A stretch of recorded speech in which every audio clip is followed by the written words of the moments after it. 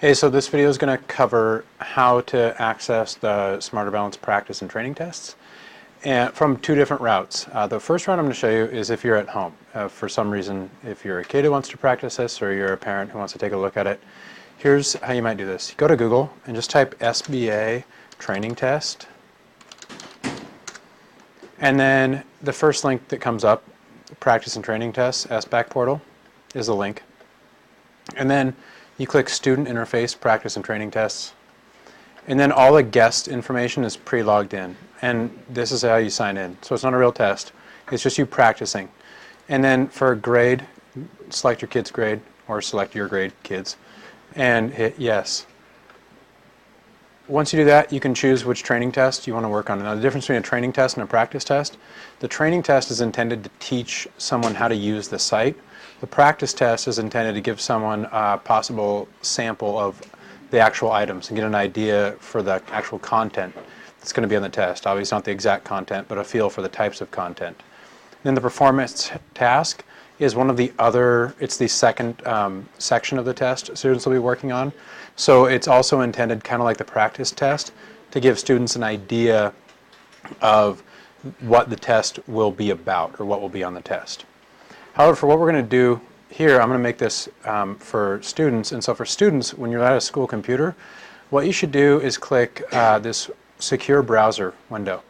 And when you double click the secure browser window, what that's going to do is totally take over your computer. And it says please sign in. You'll notice the guest stuff isn't there because you have to click here to go to the practice and training test site. So if you click that, then you'll see that all the guest stuff is filled in, and you can just hit sign in. Same deal as before. You click select grade, and you can select your grade and start. Now, one thing that might happen is that you might get a pop-up saying you need to close certain programs. Back, I believe, when you start to actually log into the site. In that case, to get out, you need to hit close secure browser up here in the top corner, and this will allow you to go back to the desktop, and then you'll be able to close whatever programs it didn't want you to have open. So let's go back into secure browser. Practice and training test site. Assuming there's no problems when we sign in, we sign in. Guest, we select our grade, and then hit yes. What we're going to be working on in this case are the training tests. The focus of this video is not on the practice tests themselves, but instead learning how to use the actual tools available on the test site. And so when we go to the training test, we're going to start with the math one. I would recommend leaving all these defaulted because these would give you the most accurate experience that the average student is going to have unless they're having certain accommodations provided to them on the test. So if you hit select and move on, you can see that things that have been selected, great, yes, start my test. And then I'd make a point of reading directions as they show up. So you can click the question mark button at any point to access the help menu. And you'll notice this is the help menu that pops up.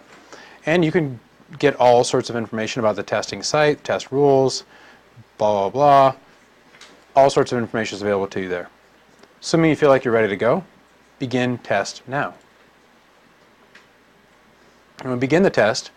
And the idea here is for students to learn how to use the tools that are part of the test. And at any point, if you need to get out, if you're like, oh my gosh, my computer is taking over, how do I get out of it? The way you get out of this training test is by hitting the pause button and then by hitting yes. This will take you back to the place where you can close that secure browser and get back to your desktop. So in a second, we're going to figure out how do you actually get back to the training test and how do you use those actual tools. Okay, so now that we're back at the practice and training test login, we're going to sign in. And then we're going to select a grade. And for this one, I'm going to be using grade 7. This is the first grade that calculators can be used on the test. So we hit yes. We're going to start with the math training test. And we're going to go over a few basic tools that are used in the math training test. The tools in the math training test are a little trickier than the language arts one. Language arts. English language arts. Yes, start my test. Begin test now. We've already gone through this. So here are some things to cover. And the first one is sometimes students will have audio given to them as part of the test. And so this button up here, this little sprocket tool, That allows them to adjust the volume of the test. Students will have headphones in the computer lab, but you might want to adjust the volume based on your preferences. One of the most important things about the math test is these 3 lines right here. If one were to hit these 3 lines, they get a tutorial. If they click the tutorial, they get an example video showing how to do a problem like this. I would recommend watching this tutorial for every step you go through. Beyond that, students have a notepad where they can write notes themselves and save those notes, and those notes will be associated with those questions. Well, why would you want to save notes and associate them with a question? Aren't you just going to answer and move on? Well, what you can do is mark a problem for review. And notice how now, up here in this top corner, questions 1 is marked. This allows a student to move on and then use this to navigate back to review questions that they need to finish up later. So I need to add some points and connect a line. Obviously, I'm not showing you how to do this problem the right way, but the system won't let you move on until you submit some sort of answer. And we'll hit next. Okay, in this question, they want to write an expression. So what someone could do is type in some numbers, and you can actually use a keyboard as well. 2 important buttons here are this one right here. This allows a student to create a fraction. They would just click the field they want to fill in for the numerator and denominator respectively, and then they could move on. So, done. I've made a fraction. Also, I can make an exponent, which if I click this button, I have to enter a number first, such as backspace. Let's enter a number first. First we enter the number, then we enter the exponent, and it creates an exponent. We can make an exponent of an exponent. I'm not sure we're there yet though. Anytime we hit backspace, and backspace, and backspace, notice how the box shrinks and we go back to entering just regular old numbers. In this case, the H key stands for a variable. So if you want to add a variable, click the H key. In the event there's more than one variable will be provided. The only thing that's tricky for students sometimes also is that on a keyboard, if you notice like on a 10 key, the symbol for multiply or times is this asterisk right here. And students can delete answers or can redo and undo things that they have done. They can also move the cursor back and forth with these arrow keys, as well as the arrow keys on the keyboard. The other tool students have available to them is a calculator. So up here, they can click calculator. And in this case, I have it set up for a 7th grade test, which defaults to a scientific calculator. These are similar buttons that students would see on an average scientific calculator. The buttons can be inputted through the 10 key, through the keys on the top of the keyboard, or they can input buttons manually through mouse clicking. Another feature that people might find useful is the zoom in and zoom out feature. So if students zoom out, this is as far out as a zoom, but students can zoom in to get a closer look, and then they can zoom out. As we move on, there are fields where students must enter numbers. These are gibberish numbers. I am not by any means trying to teach how to do this test the right way, just how to enter in the fields. Notice that if you don't answer all the questions, it prompts you to fill in the blank for every field. So I'm going to select some answers at random here. This kind of question, it says to ordered pairs are shown on the coordinate grid. Drag each ordered pair and drop it. Well, if I wasn't sure how to do this, I could go back and hit that tutorial button. The tutorial button will show how to do this test. I could also make a note in the notepad, mark review, just like I can with every question. But the way to do this essentially is to click this little coordinate and drag it to a place in the grid. Once they are all dragged on, I can then move on to the next question. Here are true-false questions. No idea if those are right answers. I'm going to select more answers. And we'll keep moving on. Select the height of the liquid in the prism. Notice that every mouse click fills the prism with certain levels of liquid. The student would need to click the mouse in the right spot.